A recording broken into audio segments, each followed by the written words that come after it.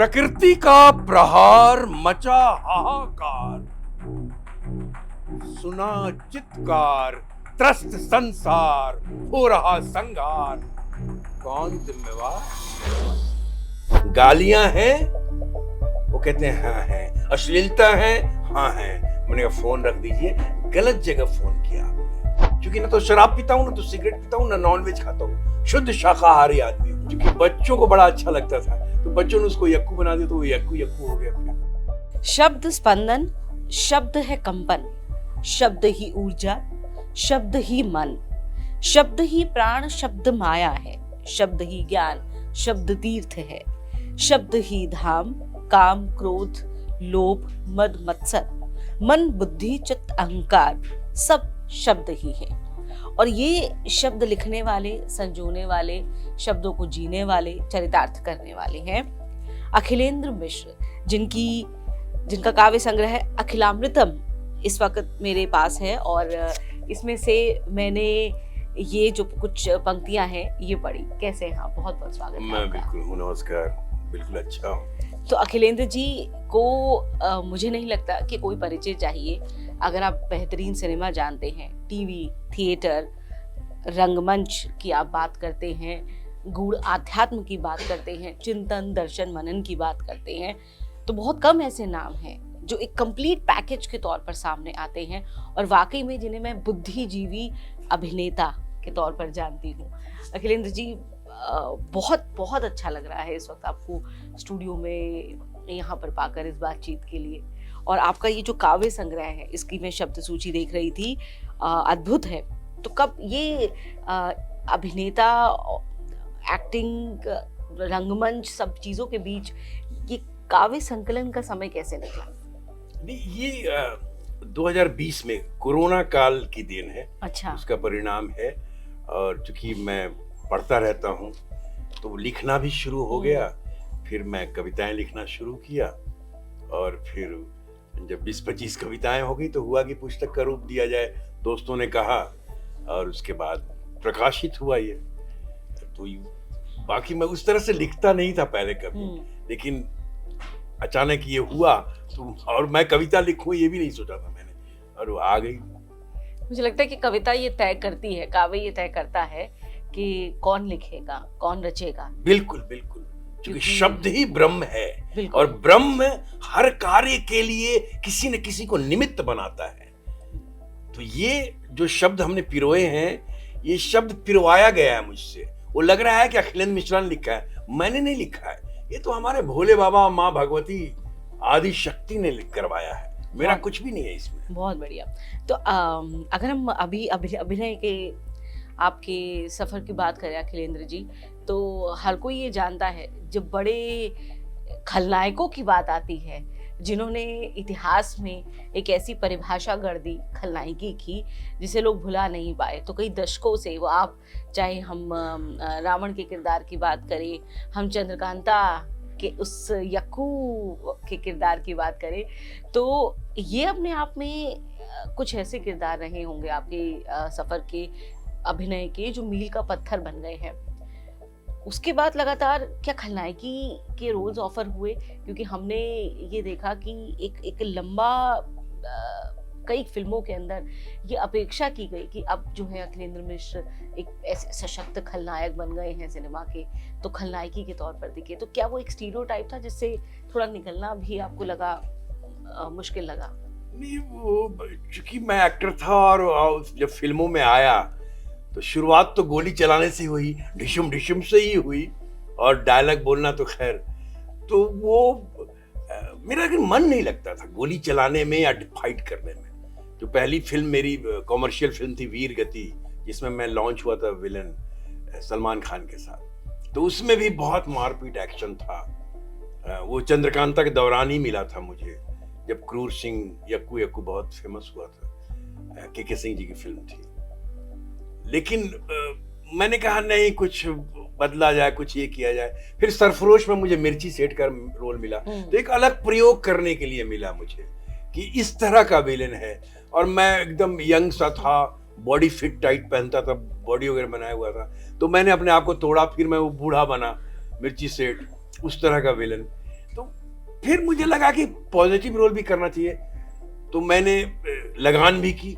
हाँ। अब लगान करने के बाद फिर मुझे चंद्रशेखर आजाद का रोल राजकुमार संतोषी जी ने ऑफर कर दिया, the legend of Bhagat Singh में। तो मैंने पॉजिटिव रोल्स भी किए।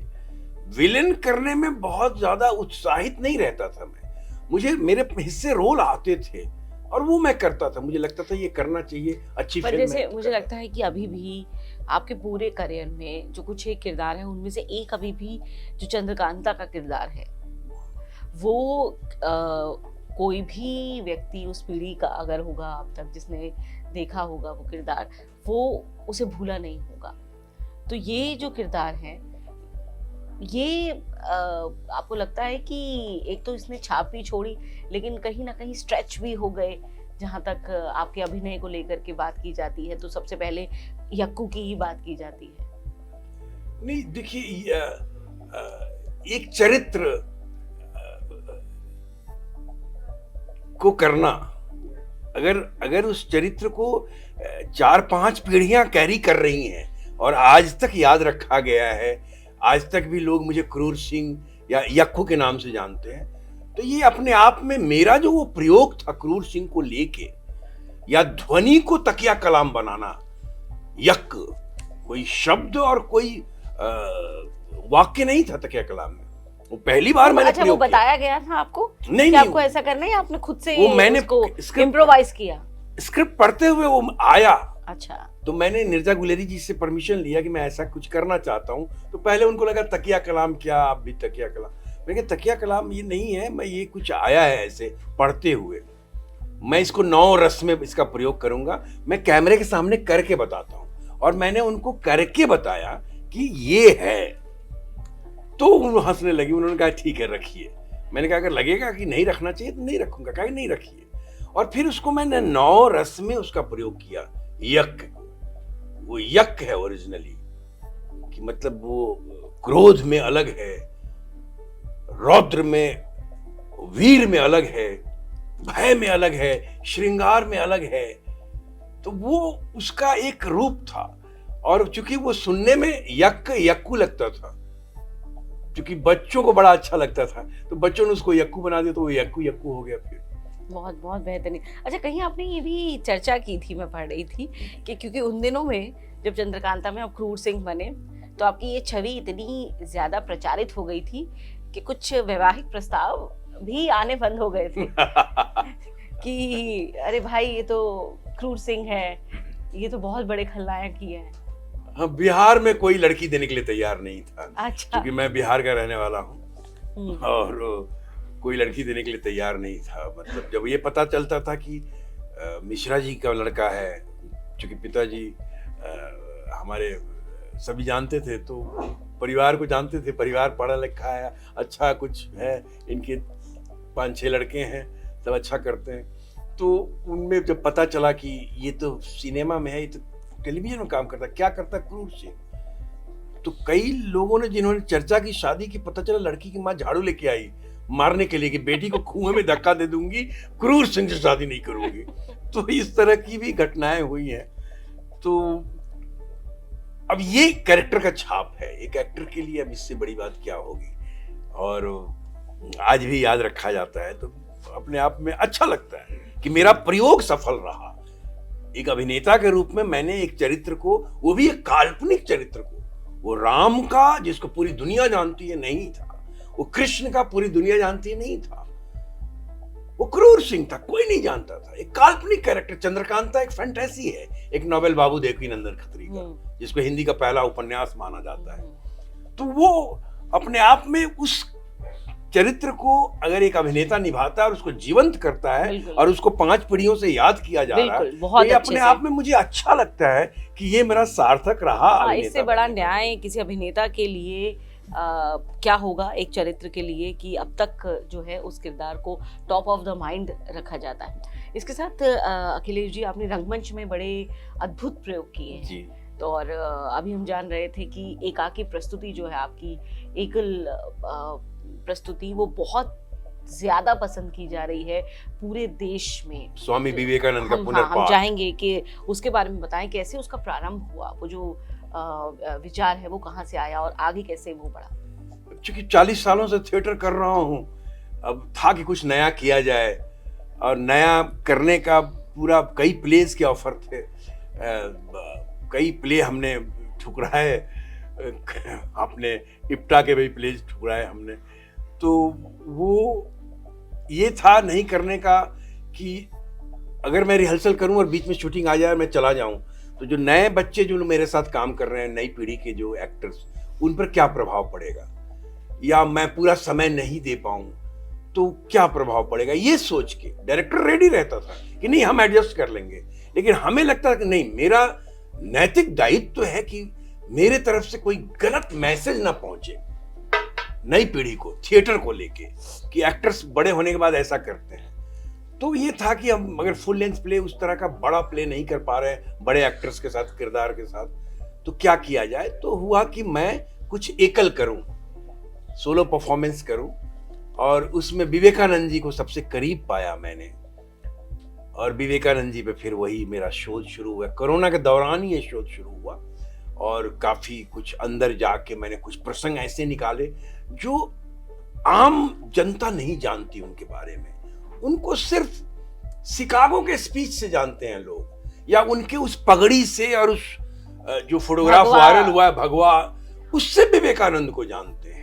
विवेकानंद एक संत थे, उससे जानते हैं बस, और कुछ नहीं जानते। विवेकानंद ने क्या बातें की है जीवन दर्शन के बारे में, क्या बातें की है भारतीय अध्यात्म के बारे में, क्या बातें की है सांख्य के बारे में, सूक्ष्म और स्थूल के बारे में, और कारण के बारे में। ये बातें लोगों को मालूम नहीं है, जिससे नई पीढ़ी प्रेरणा ले। तो ये एक मेरे मन में आया कि क्यों ना इसको मैं तैयार करूं और ये मैं परोसूं अपनी नई पीढ़ी को, अपने आने वाले पीढ़ियों को, बच्चों को बताया जाए कि विवेकानंद जी ऐसे थे, उनसे प्रेरणा लिया जा सकता है। और आज आवश्यकता है, क्योंकि समाज में इस तरह से चीजें फैली हुई हैं, विकृतियां फैलते जा रही हैं कि बच्चों को रोकना बड़ा मुश्किल है। हम क्या परोसें, कुछ तो परोसें, क्योंकि एक मोबाइल के अंदर पूरी दुनिया सिमटी हुई है और ना जाने क्या क्या है उसमें। तो बच्चों को कुछ तो अच्छा कहीं मिले। तो हमने पुनर्पाठ तैयार किया, और हमारा प्रयोग ये बड़ा, क्योंकि थिएटर में मैं हमेशा कहता हूं कि शब्द को दृश्य बनाता नाटक, शब्द को दृश्य अभिनेता बनाता है, और वही नाटक है। मैं यहां शब्द बोलता हूं, हर प्रसंग जो बताता हूं विवेकानंद जी के बारे में, वो मैं शब्द बोलता हूं, मेरे दर्शक दृश्य देखते हैं। ये प्रयोग है और सफल रहा।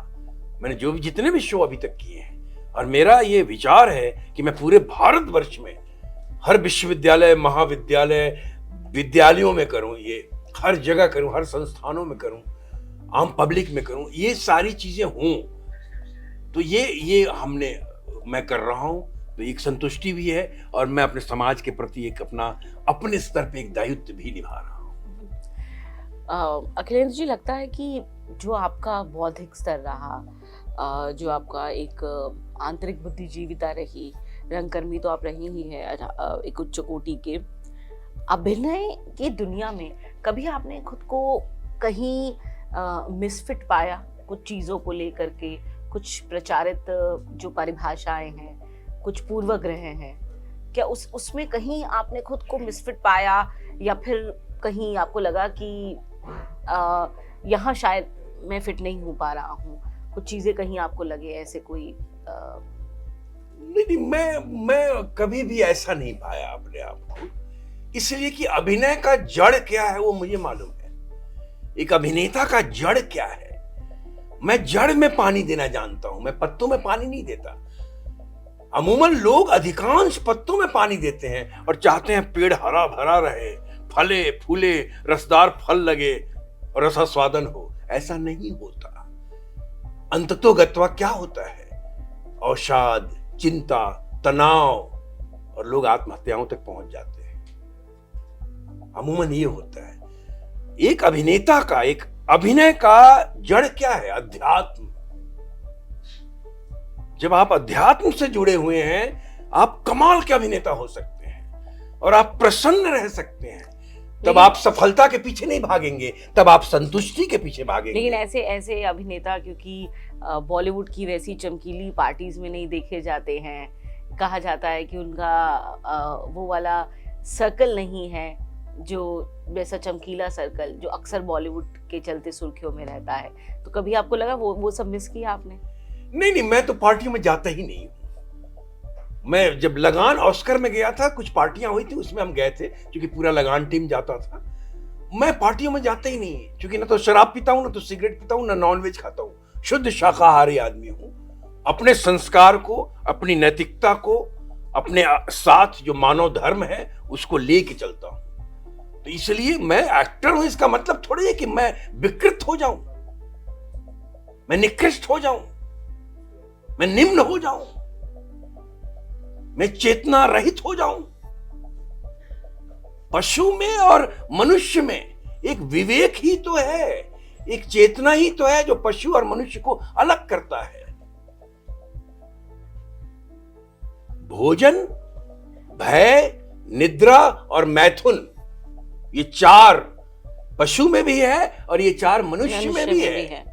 अगर दोनों को अलग करता है तो केवल चेतना है, विवेक बुद्धि, जो विवेक है, जो प्रज्ञा है, जो बुद्धि है, अच्छे और बुरे का निर्णय करने की जो क्षमता है, अगर मनुष्य उसका भी प्रयोग ना करे तो फिर पशु के समान ही है। इस वक्त अखिलेंद्र जी ओटीटी का दौर चल रहा है तेजी से। कई ऐसे अभिनेता हैं बड़े, आपके भी कई समसामयिक अभिनेता हैं, किसी वजह से एक बड़े अंतराल में हमने उन्हें पर्दे पर नहीं देखा, लेकिन अब ओटीटी से उन्हें ये लगता है कि उन्होंने एक कमबैक किया है, अभिनय की दूसरी पारी उन्होंने शुरू की है। लेकिन अब आपको हम ओटीटी पर क्यों नहीं देख रहे हैं? मुझे ओटीटी पे क्यों नहीं देख रहे हैं, ये तो मेकर्स से पूछना चाहिए।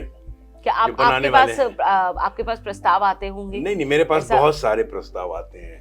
अच्छा, मैं क्यों कहूँ नहीं आते हैं, बिल्कुल आते हैं, फोन आते हैं। मैं फोन पे सिर्फ 2 ही सवाल पूछता हूँ, मैं रोक देता हूँ, वो बात करना शुरू कर। मैंने कहा रुकिए, बात आगे करेंगे हम, पहले 2 प्रश्नों का उत्तर दे दीजिए। गालियां हैं?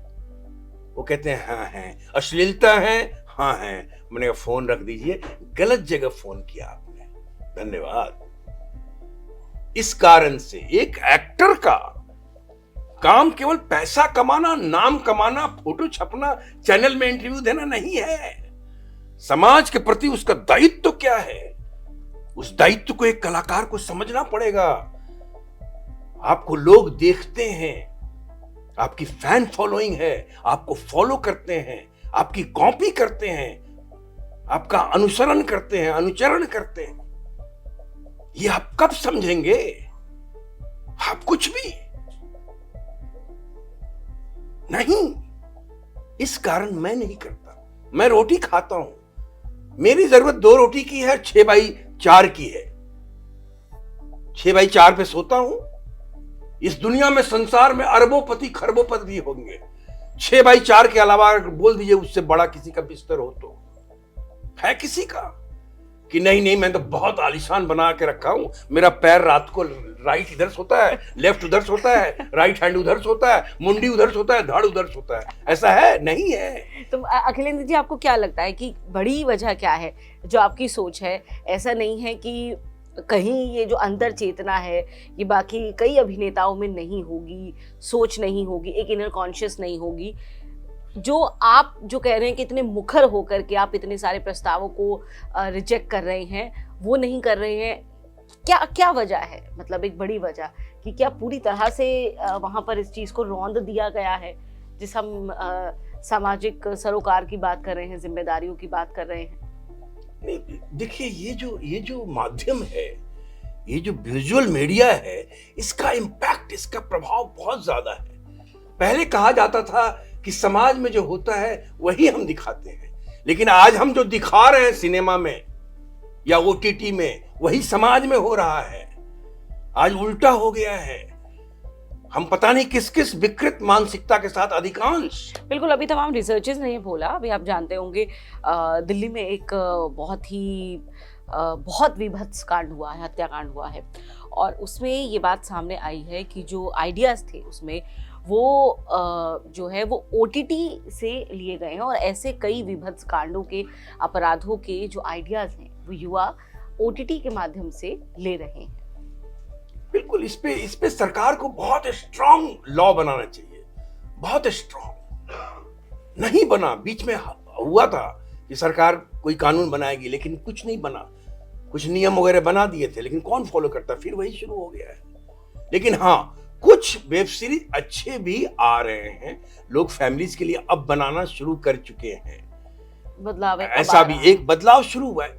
कब तक गालियां सुनेंगे, वो अश्लीलता, नंगापन कब तक देखेंगे? कोई भी मनुष्य कब तक? क्या फाइनली कंटेंट चाहिए, विषय वस्तु चाहिए। ये माध्यम है कि एक्टर और दर्शक के बीच केवल विषय वस्तु होनी चाहिए और कुछ नहीं चाहिए।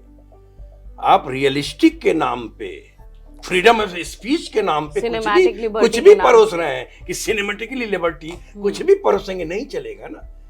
अब कर रहे हैं, आपको ये माध्यम लगता है कि केवल मनोरंजन है, हम प्रीच करने थोड़े ही निकले हैं, हम तो केवल मनोरंजन करते हैं। ऐसा नहीं है।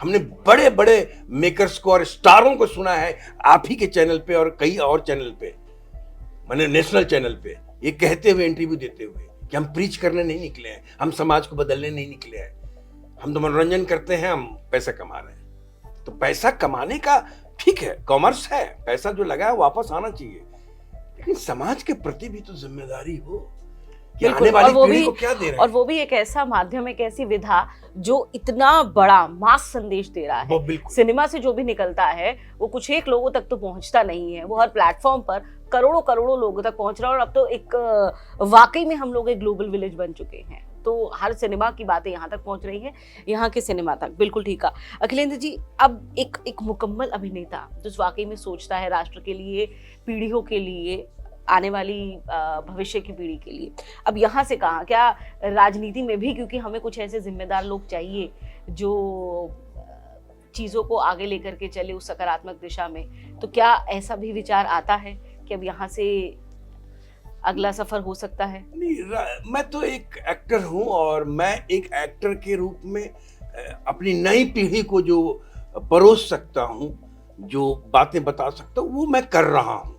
अभी मेरे पूरे भारतवर्ष में मैं घूम रहा हूँ। जब भी मुझे समय मिलता है अपनी शूटिंग से, मैं थिएटर फेस्टिवल में जाता हूँ, मैं फिल्म फेस्टिवल में जाता हूँ, मैं लिटरेचर फेस्टिवल में जाता हूँ, मैं आर्ट फेस्टिवल्स में जाता हूँ, मैं अलग अलग जगह जाता हूँ। मैं अपने व्याख्यान देता हूँ, चाहे साहित्य को लेके हो, चाहे सिनेमा को लेके हो, चाहे थिएटर को लेके हो, चाहे अभिनय को लेके हो।